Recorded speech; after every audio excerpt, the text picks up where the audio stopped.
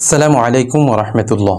আজ আমি ম্যাক্সিমাম মানুষের দুটি বদ অভ্যাস নিয়ে আলোচনা করব, যে দুটি বদ অভ্যাস শহরে বন্দরে তো বটেই, আজকাল গ্রাম অঞ্চলেও ব্যাপকভাবে ছড়িয়ে পড়েছে। আপনি যদি ব্যাপক সফলতা অর্জন করতে চান, আপনার জীবনে দিনের জন্য, দেশ ও জাতির জন্য কিছু একটা করতে চান, প্রোডাক্টিভ লাইফ অ্যাচিভ করতে চান, তাহলে আপনাকে দুটি বদ অভ্যাস পরিত্যাগ করতেই হবে। সে দুটি বদ অভ্যাস হচ্ছে দীর্ঘ রাত জেগে থাকা ও ভোরবেলায় ঘুমিয়ে থাকা।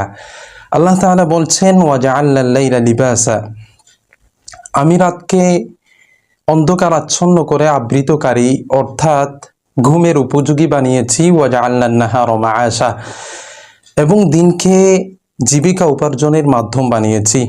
আমাদের সালাফগণ এই দুই আয়াতের উপর যথাযথভাবে আমল করার কারণে তারা তাদের জীবনে আমাদের জন্য বিশাল বিশাল কারনামা রেখে গিয়েছেন।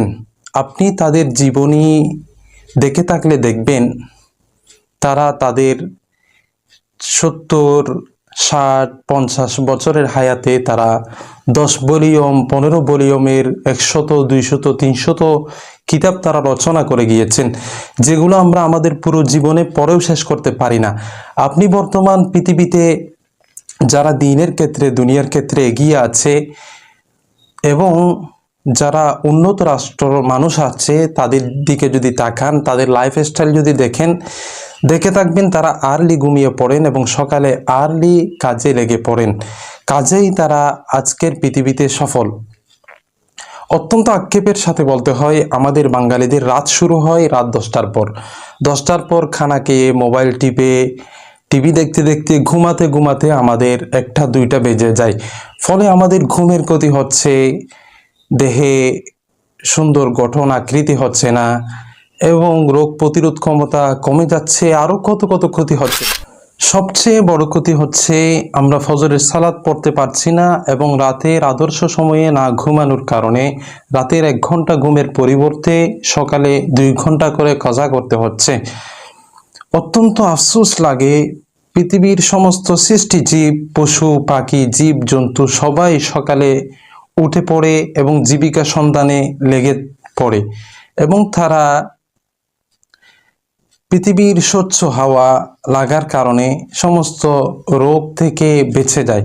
কিন্তু আমরা আশরাফুল মাখলুকাত, সৃষ্টির সেরা জীব হয়েও আমরা ফজরের সময় ঘুমিয়ে থাকি, অথচ সেই সময় আল্লাহর হাবিব সাল্লাল্লাহু আলাইহি ওয়াসাল্লাম উম্মার জন্য বারাকার দোয়া করে গেছেন। আল্লাহ রসুল সাল্লাল্লাহু আলাইহি ওয়াসাল্লাম বলেছেন, আল্লাহুম্মা বারিক লি উম্মতি ফি বুকুরিহা, হে আল্লাহ আমার উম্মতের জন্য ভোরবেলায় বারাকা দান করুন। আসলেই আল্লাহ তাআলা সকালবেলায় অনেক বারাকা দান করেছেন।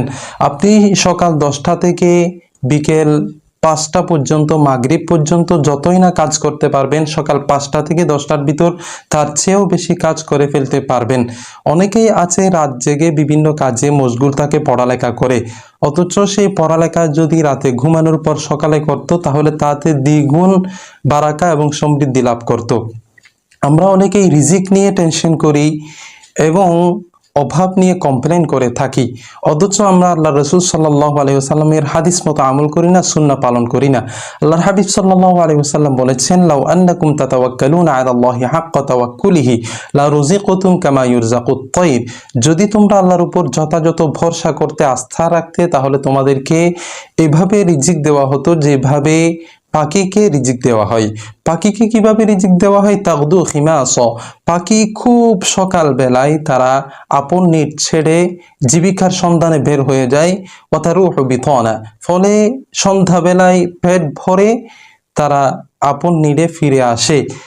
আমরা তাওয়াক্কুল করে ফজরের সময় যদি আমরা ঘুমাই, তাহলে আমরা কখনো সচ্ছল হতে পারবো না। আমাদেরকে সকাল থেকে কাজে লেগে যেতে হবে এবং রাতে তাড়াতাড়ি ঘুমিয়ে যেতে হবে। এই দুটি বদ অভ্যাস যদি আমরা ত্যাগ করি, তাহলে আমরা আমাদের জীবনে প্রভূত কল্যাণ ও সমৃদ্ধি লাভ করব।